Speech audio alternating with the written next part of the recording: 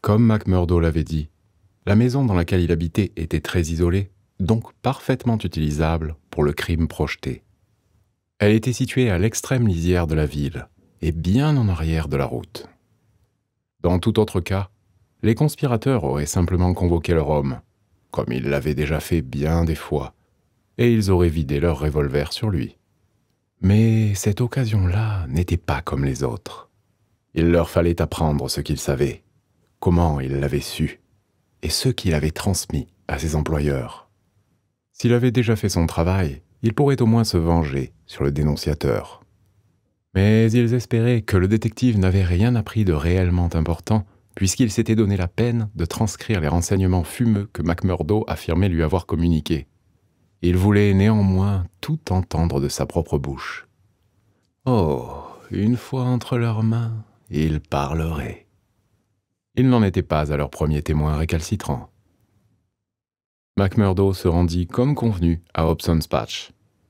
La police sembla s'intéresser particulièrement à lui ce matin-là, et le capitaine Marvin, celui qui avait proclamé leur vieille relation à Chicago, lui adressa la parole pendant qu'il attendait le train à la gare. McMurdo se détourna et refusa de lui répondre. Il rentra dans l'après-midi. Aussitôt, il alla trouver McGinty à la maison syndicale. « Il viendra. »« Bravo !» applaudit le chef de corps. Le géant était en bras de chemise. En travers de son gilet étincelaient de nombreuses chaînes et breloques. Un diamant lançait ses feux derrière sa barbe hirsute. L'alcool et la politique avaient fait de lui un homme riche, puissant. La perspective de la prison ou de l'échafaud, qu'il avait entrevue la veille au soir, lui paraissait d'autant plus terrible. « Croyez-vous qu'il en sache beaucoup ?» McMurdo hocha lugubrement la tête. « Il est ici depuis 6 semaines au moins. Je suppose qu'il n'est pas venu dans la vallée pour jouir du panorama. S'il a travaillé parmi nous tout ce temps-là, avec l'argent de ses employeurs, il a dû obtenir des résultats et les transmettre. Il n'y a pas un faiblard dans la loge, tous loyaux comme de l'acier. Et cependant, par le Seigneur, que vaut ce Maurice? Qu'en pensez-vous? Si quelqu'un nous a mouchardés, ce ne peut être que lui. J'ai envie de lui envoyer 2 garçons avant ce soir, pour lui infliger une correction et tirer de lui tout ce qu'ils pourront. Ma foi, il n'y aurait pas grand mal à cela. Je ne vous cache pas que j'ai un faible pour Maurice, et que cela m'ennuierait s'il lui arrivait quelque chose. Il m'a parlé 2 ou 3 fois des affaires de la loge. Bien qu'il ne les voie pas du même œil que vous et moi, il ne m'a pas donné l'impression d'un mouchard. Mais après tout, ce n'est pas à moi de m'interposer entre vous deux. Je lui réglerai son compte. Je le surveille depuis plus d'1 an. Vous savez ce que vous avez à faire. Mais attendez plutôt demain, car il ne faut pas que nous attirions l'attention sur nous avant que l'affaire Pinkerton soit menée à son terme. Nous ne pouvons pas nous payer le luxe de mettre la police en état d'alerte aujourd'hui. Vous avez raison. Et nous apprendrons de Birdie Edwards en personne de qui il tient ses renseignements. Même si nous devons pour cela lui arracher le cœur. A-t-il paru flairer un piège? Je crois que je l'ai pris par son point faible. Pour avoir un bon dossier, il ramperait jusqu'à New York. J'ai pris son argent. McMurdo tira de sa poche une liasse de $. Il m'en remettra autant quand il aura vu mes documents. Quels documents? Je n'ai pas de documents, bien sûr. Mais je lui ai mis l'eau à la bouche à propos de constitution, de livres de règlement, de bulletins d'adhésion. Il est persuadé qu'avant de partir d'ici, il aura touché le fond de l'affaire. Là, il n'a pas tort. Ne vous a-t-il pas demandé pourquoi vous ne lui avez pas rapporté les documents? Comme si j'allais transporter un bagage pareil. Moi, c'est suspect. À qui le capitaine Marvin a voulu parler ce matin encore à la gare? Ouais, on me l'a raconté. J'ai peur que ce soit vous qui ayez en fin de compte à supporter tout le poids de l'affaire. Quand nous lui aurons réglé son compte, nous pourrons le faire disparaître dans un vieux puits. Mais nous ne pourrons pas supprimer le double fait que cet homme habitait Hobson's Patch et que vous y êtes allé aujourd'hui. McMurdo haussa les épaules. Si nous opérons adroitement, le meurtre ne sera jamais prouvé. Personne ne pourra le voir se rendre chez moi une fois la nuit tombée, et je gage que personne ne le verra sortir. Maintenant, conseiller, écoutez-moi. Je vais vous révéler mon plan, et vous mettrez les autres dans le secret. Vous serez tous là à l'heure dite. Il arrivera à 10 heures. Il doit taper 3 fois. C'est moi qui lui ouvrirai la porte. Je passe derrière lui, et je la referme. Nous tenons notre homme. Oui, c'est simple comme bonjour. Mais la suite mérite réflexion. Voilà un homme qui appartient à une organisation sérieuse. Il sera armé. Je crois l'avoir bien entortillé. N'empêche qu'il se tiendra sans doute sur ses gardes. Supposez que je l'introduise tout droit dans une pièce où 7 hommes l'attendent, alors qu'il me croit seul. Il y aura un échange de balles, avec des risques pour quelques-uns. Exact. Et le bruit peut attirer tous les flics de la ville. Il me semble que vous avez raison. Voici donc comment je vois les choses. Vous serez tous dans la grande pièce, celle où nous avons eu ensemble un petit entretien. Je lui ouvrirai la porte d'entrée, je l'introduirai dans le salon à côté de la porte, et je le laisserai là, pendant que j'irai chercher mes documents. Je reviendrai le trouver avec quelques faux papiers. Pendant qu'il les lira, je lui sauterai dessus et je l'immobiliserai. Vous m'entendrez appeler et vous accourrez. Le plus vite possible, s'il vous plaît, car il est aussi fort que moi, et je peux écoper plus que je ne le souhaite. Mais je garantis que je pourrai tenir jusqu'à votre arrivée. C'est un bon plan. La loge sera votre débitrice. J'ai l'impression que lorsque je quitterai mon fauteuil présidentiel, mon successeur sera tout désigné. Évidemment, conseiller, je ne suis plus tout à fait un bleu, répondit McMurdo, dont le visage montrait ce qu'il pensait du compliment décerné par le grand homme. Quand il rentra chez lui, il fit ses préparatifs pour la sinistre soirée en perspective. En premier lieu, il nettoya, graissa et chargea son Smith & Wesson. Puis il inspecta la pièce où le piège devait être tendu au détective. Elle était vaste, avec une longue table au milieu et un gros poêle dans le fond. Des deux côtés, il y avait des fenêtres sans volets, pourvues seulement de légers rideaux. McMurdo les examina avec attention. Sans doute trouva-t-il que cette pièce était bien exposée pour une affaire si secrète. Mais la distance à laquelle se trouvait la route réduisait les risques. Finalement, il mit au courant Scanlan, qui logeait avec lui.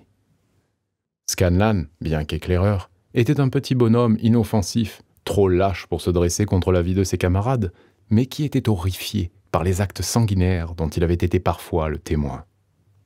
McMurdo lui exposa en peu de mots ce qui était prévu. « Si j'étais à votre place, Mike Scanlan, j'irais coucher ailleurs cette nuit. Il y aura du sang dans la pension avant demain matin. » Le fait est, Mac, que ce n'est pas la volonté qui me manque, mais les nerfs. Quand j'ai vu le directeur Dune abattu l'autre jour devant le puits de mine, ça a été plus que je ne peux en supporter. Je ne suis pas fait pour ce genre de travail, moi, comme vous ou McGuinty. Si la loge ne me juge pas mal, je suivrai votre conseil et je vous laisserai ce soir entre vous. Les assassins arrivèrent en temps voulu. Extérieurement, ils avaient l'air de citoyens respectables, bien vêtus et propres. Mais un connaisseur en physionomie aurait laissé peu de chance à Birdie Edwards devant ses bouches crispées et ses yeux impitoyables. Dans cette pièce, il n'y avait pas un homme dont les mains n'eussent trempé une douzaine de fois dans le sang. Ils étaient aussi endurcis au meurtre qu'un boucher devant un mouton. En tête, naturellement, venait le formidable McGuinty. Harvey, le secrétaire, était un homme maigre, aux membres nerveux et au long cou flasque, incorruptible lorsqu'il s'agissait des finances de l'ordre. Il n'avait plus aucune notion de justice ni d'honnêteté quand un autre était en cause. Le trésorier Carter avait un certain âge. Il avait l'air morose et il était jaune comme un parchemin. Il s'était révélé un organisateur capable.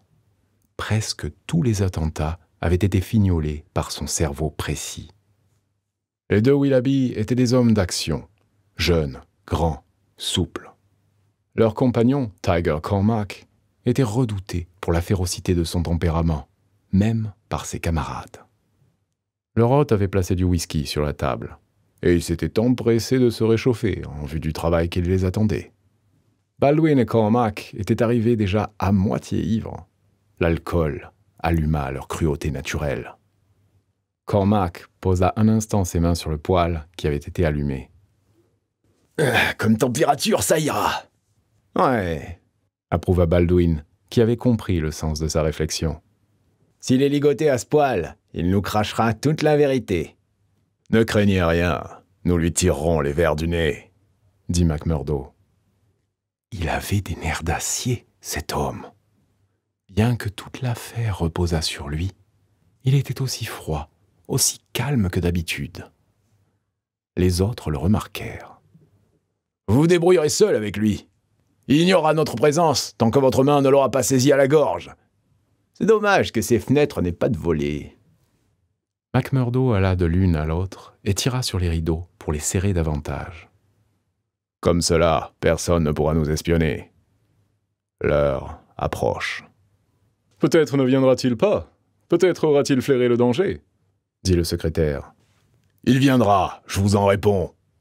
Il a autant envie de venir ici que vous avez envie de le voir. Écoutez. Ils se figèrent comme des personnages de cire.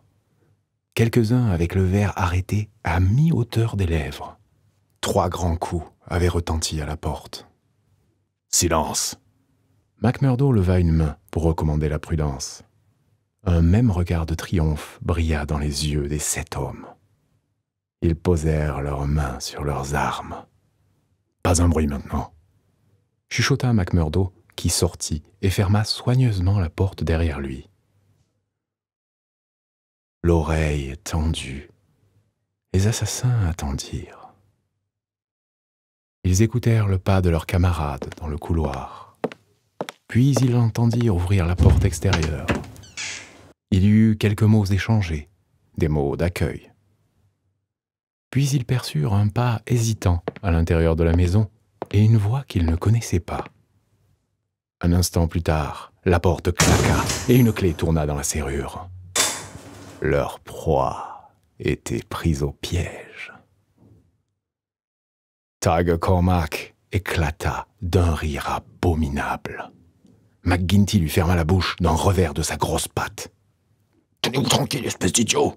Vous allez être la cause de notre échec. » Dans la chambre voisine, le murmure d'une conversation bourdonnait. Il sembla interminable. Puis, la porte s'ouvrit et McMurdo apparut, un doigt sur les lèvres. Il alla vers un bout de la table et regarda les visages silencieux qui l'entouraient. Un changement subtil s'était opéré en lui. Son attitude était celle d'un homme qui va accomplir une grande tâche. Il avait une figure de granit. Ses yeux brillaient de passion derrière ses lunettes. Il s'était visiblement métamorphosé en conducteur d'hommes. Ils le contemplèrent avidement, mais il ne dit rien. Toujours du même singulier regard, il dévisageait ses compagnons. « Eh bien !» s'écria enfin McGinty. « Est-il ici? Est-ce que Birdie Edwards est ici ?» ?»« Oui, » répondit lentement McMurdo.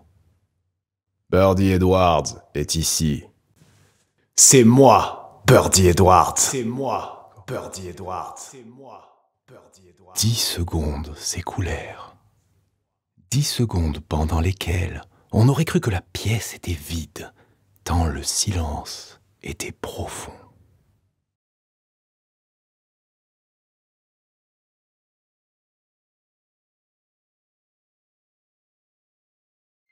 La bouilloire sur le poêle émit un sifflement aigu, strident. 7 figures livides, toutes fixées dans la direction de l'homme qui les dominait, demeuraient glacées de terreur. Dans un fracas de verre brisé, des canons de fusil luirent à chaque fenêtre. Les rideaux furent arrachés de leurs tringles. Alors, McGinty poussa le rugissement d'un ours blessé et plongea vers la porte entr'ouverte. Il se heurta au revolver et aux yeux bleus du capitaine Marvin derrière la mire. Le chef de corps recula et retomba sur sa chaise. « Vous serez mieux là, conseiller, » approuva celui qu'ils avaient connu sous le nom de McMurdo. « Et vous, Baldwin, si vous ne lâchez pas votre revolver, vous ne ferez pas connaissance avec le bourreau. Lâchez-le, sinon, par le Dieu qui m'a créé. Là, Cela ira. Il y a 40 hommes armés autour de cette maison. Calculez les chances qui vous restent. Retirez-leur leur revolver, Marvin. » Sous la menace de ces fusils, aucune résistance n'était possible. Les assassins furent désarmés. Maussade, craintifs, ahuris, ils étaient toujours assis autour de la table. « Je voudrais vous dire un mot avant que nous nous séparions, » déclara l'homme qui leur avait tendu le piège. « Je pense que nous ne nous verrons plus avant que je prenne place à la barre devant le tribunal. Je vais donc vous livrer des sujets de méditation qui vous occuperont jusque-là. Vous avez compris qui j'étais. J'abats mes cartes. Je suis Birdie Edwards, de l'organisation Pinkerton. J'ai été désigné pour anéantir votre bande. J'ai dû jouer un jeu dur et dangereux. Pas une âme, même pas mes plus proches ou mes plus chers. Personne ne savait que je le jouais. Personne, à l'exception du capitaine Marvin et de mes supérieurs. Mais la dernière levée est faite ce soir, Dieu merci, et c'est moi qui l'ai gagnée. » Les 7 visages figés, livides, le regardaient. Dans leurs yeux brûlait la flamme d'une haine inexpiable. Il lut la menace. « Vous croyez peut-être que la partie n'est pas terminée? Eh bien, je joue ma chance qu'elle l'est. De toute façon, elle est finie pour vous 7. Et cette nuit même, 60 de vos acolytes coucheront en prison. Je vous déclare ceci. Quand j'ai été mis sur l'affaire, je ne croyais absolument pas en l'existence d'une société comme la vôtre. Je croyais qu'il s'agissait d'un blabla de journaliste, et que j'en administrerais la preuve. On m'avait dit que j'aurais affaire avec les hommes libres. Je suis donc allé à Chicago, et je suis devenu un homme libre. Là, j'ai été vraiment persuadé que c'était des histoires de journaux, car dans l'ordre, je n'ai rien trouvé de mal. Mais au contraire, beaucoup de bonnes choses. Comme je devais aller jusqu'au bout de mon enquête, je suis descendu dans les vallées du charbon. Quand je suis arrivé ici, j'ai compris que je m'étais trompé et que la réalité dépassait tous les romans. Alors je suis resté pour étudier la chose de plus près. Je n'ai jamais tué un homme à Chicago. Je n'ai jamais fabriqué de faux dollars. Ce que je vous ai remis étaient des dollars comme les autres, mais je n'ai jamais plus joyeusement dépensé de l'argent.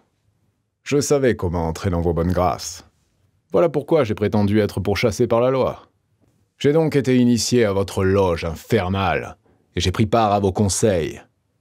Peut-être dira-t-on que j'ai été aussi mauvais que vous. Qu'on dise ce qu'on veut, du moment que je vous tiens.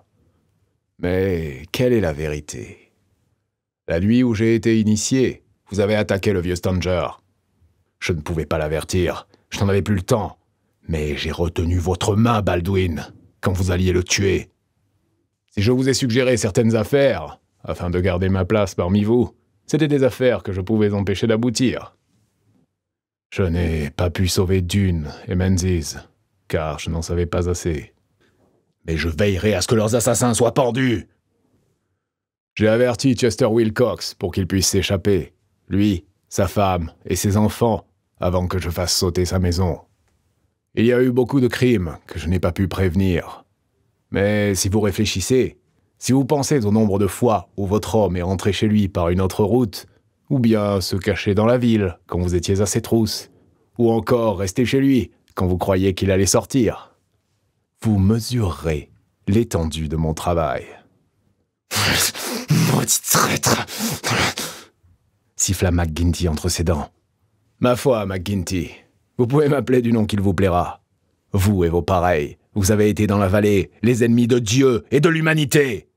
Il fallait un homme pour s'interposer entre vous et les pauvres diables que vous teniez sous votre férule. Il n'y avait qu'un seul moyen de réussir. Celui que j'ai choisi. Vous me traitez de traître, mais je parie que plusieurs milliers de personnes m'appelleront un libérateur qui est descendu aux enfers pour les sauver. J'y ai passé 3 mois. Je ne voudrais pas revivre 3 mois semblables, même pour tout le trésor de Washington. Il fallait que je reste jusqu'à ce que je possède tout. Chaque homme, chaque secret, là, dans le creux de cette main.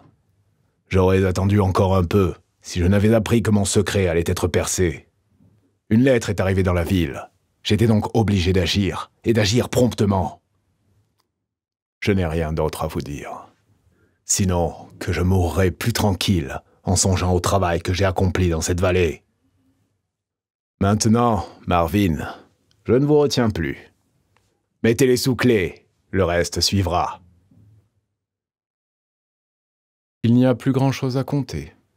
Scanlan avait reçu un pli cacheté à déposer à l'adresse de mademoiselle Etty Shafter, mission qu'il avait acceptée avec un clin d'œil et un sourire de connivence. Aux premières heures du matin, une jolie jeune fille et un homme très emmitouflé montèrent dans un train spécial qui avait été mis à leur disposition par la Compagnie des chemins de fer, et ils quittèrent à toute vapeur cette terre de danger.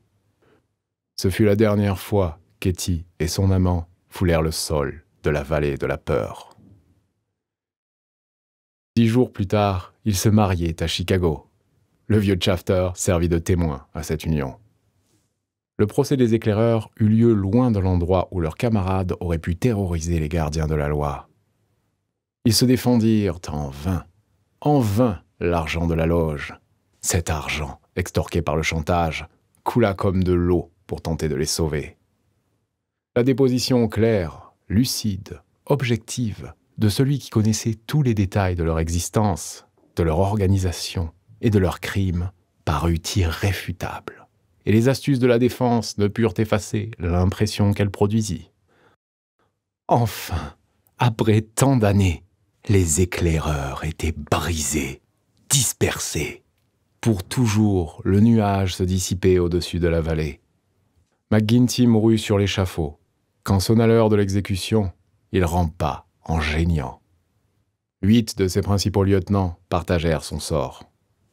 50 furent condamnés à des peines diverses d'emprisonnement. Le succès de Birdie Edwards était total. Et pourtant, ainsi qu'il l'avait pressenti, la partie était loin d'être terminée. Il y eut une autre donne à jouer, puis une autre, et encore une autre. Ted Baldwin, par exemple, échappa à l'échafaud. Les Willoughby également, ainsi que plusieurs autres redoutables chenapans de la bande. Pendant 10 ans, ils demeurèrent incarcérés. Puis ils retrouvèrent la liberté. Ce jour-là, Edwards, qui connaissait son monde, sut qu'il en avait fini avec la vie paisible qu'il menait. Sur tout ce qu'ils considéraient de plus sacré, ils avaient juré que son sang vengerait leurs camarades. Ils s'acharnèrent à tenir leur serment.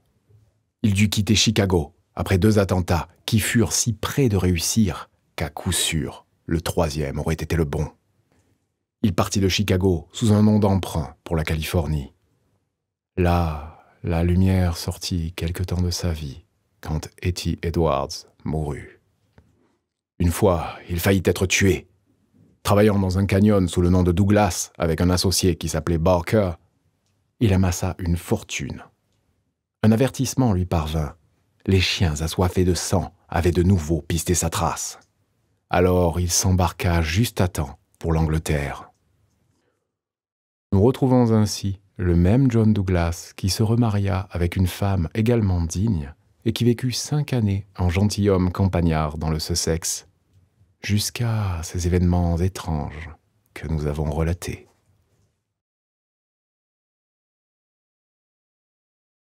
La police correctionnelle avait conclu son enquête. Le cas de John Douglas fut soumis aux assises. Il fut acquitté pour avoir agi en légitime défense. Holmes écrivit à sa femme.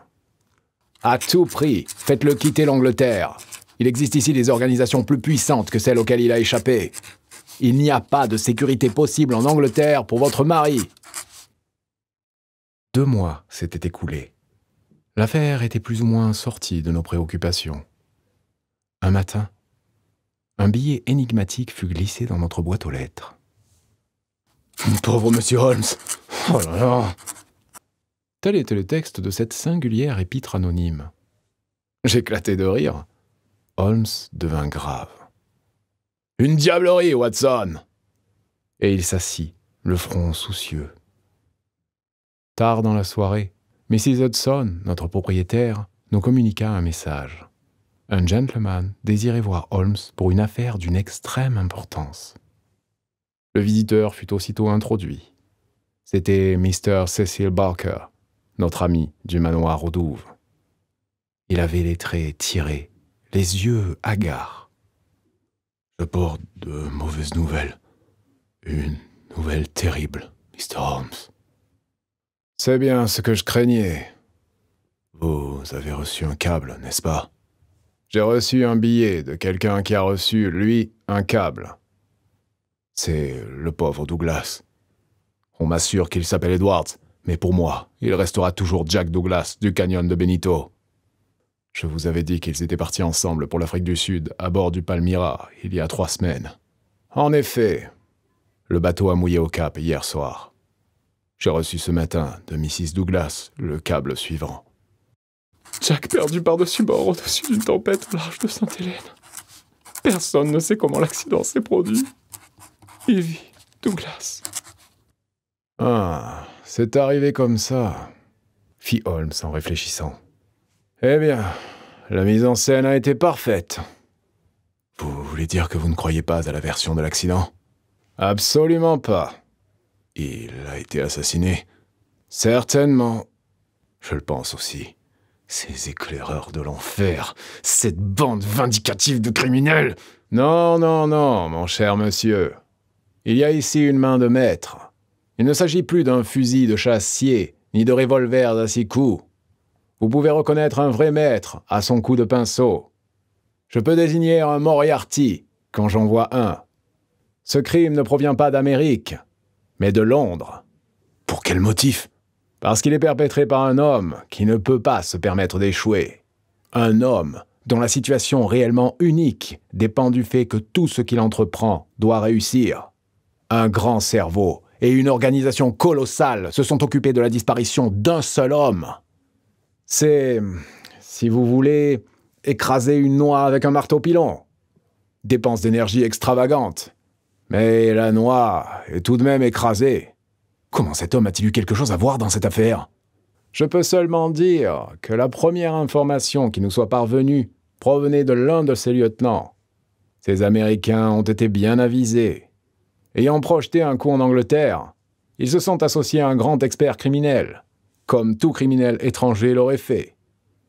À partir de ce moment, le destin de leur homme était scellé. D'abord, Moriarty s'est contenté de mettre sa machinerie en branle pour découvrir leur cible. Puis il a indiqué comment l'affaire pouvait être menée à bien. Finalement, quand il a appris que l'assassin envoyé en Amérique avait échoué, il l'a pris en main pour lui donner une touche magistrale suprême. Vous m'avez entendu avertir Douglas au manoir de Burlstone. Je lui disais que les dangers à venir seraient plus grands que les dangers du passé. Avais-je tort? Barker se frappa le front de son poing fermé, dans un accès de colère impuissante. Me direz-vous que nous sommes contraints d'accepter cela? Êtes-vous sûr que personne ne se haussera au niveau de ce roi des démons? Non, je n'en suis pas sûr, répondit Holmes, dont les yeux semblaient déchiffrer un avenir lointain. Je ne dis point qu'il ne peut pas être battu, mais vous devez me laisser du temps. Oui, vous devez me laisser du temps. Nous demeurâmes silencieux pendant quelques minutes. Le regard prophétique cherchait encore à percer le voile. Bon retour à tous dans le XXIe siècle. Ici Mathieu Curtil. J'espère que vous avez passé un agréable moment en ma compagnie dans cette interprétation de l'œuvre de Sir Arthur Conan Doyle. N'hésitez pas à parcourir le reste de ma chaîne via ses playlists ou mon site, tous créés pour vous faciliter la navigation. Vous y trouverez beaucoup d'autres aventures merveilleuses dans lesquelles j'ai mis tout mon cœur. En plus du partage et autres joyeusetés habituelles, si vous souhaitez me soutenir dans mon travail et avoir accès à plus de livres audio, les liens sont en description. Il ne me reste plus qu'à vous souhaiter une agréable journée ou nuit, une bonne écoute, et à bientôt pour d'autres histoires.